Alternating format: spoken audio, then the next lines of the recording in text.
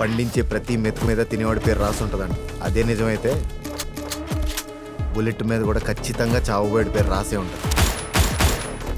ఝాన్సీ,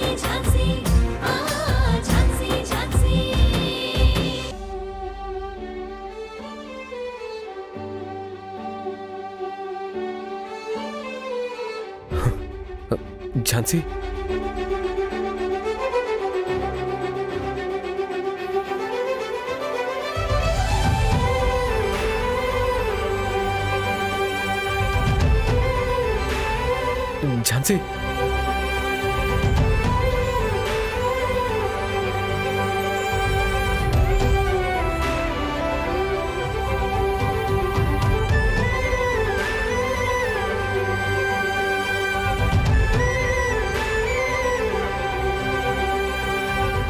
గౌతమ్ గారు,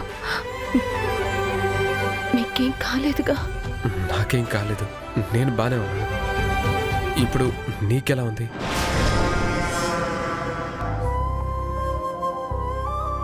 ఆ క్షణం రక్తపు మడుగులు అలా చూసేసరికి నాకు ప్రాణం పోయినంత పనైంది. నువ్విలా లేచి పలకరించినప్పుడు నాకు మళ్ళీ నా ప్రాణం తిరిగి వచ్చినట్టు అనిపిస్తుంది.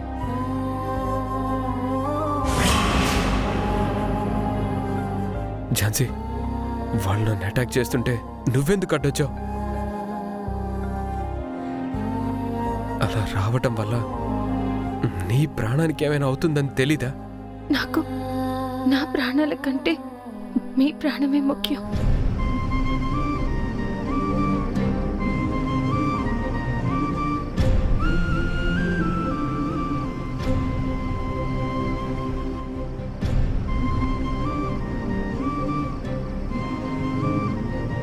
మీకేదైనా చిన్న ప్రమాదం జరిగితేనే భరించలేను.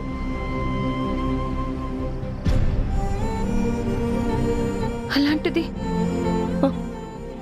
వాళ్ళు మిమ్మల్ని టార్గెట్ చేశారని తెలిసి కూడా రాకుండా ఎలా ఉండగలను?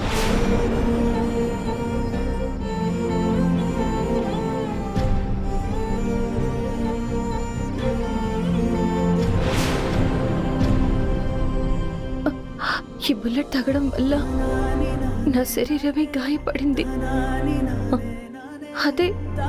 అదే బుల్లెట్ మీకు తగిలితే నా మనసుకి గాయం అవుతుంది.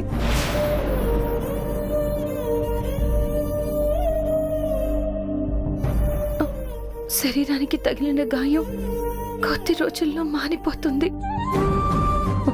అదే గాయం మనసుకి తగిలితే ఆ గాయం మారడానికి ఒక జీవితం కూడా సరిపోదు.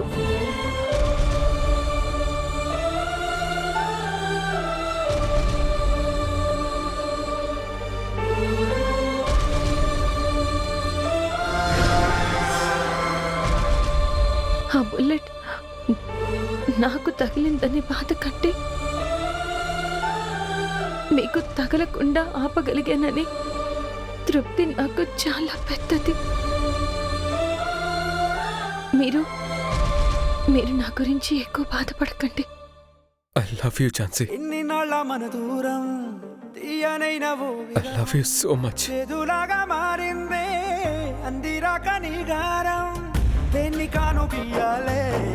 ఎంత బుజ్జగించాలే పెట్టు నువ్వు తెంచేలా లంచమేంటి కావాలే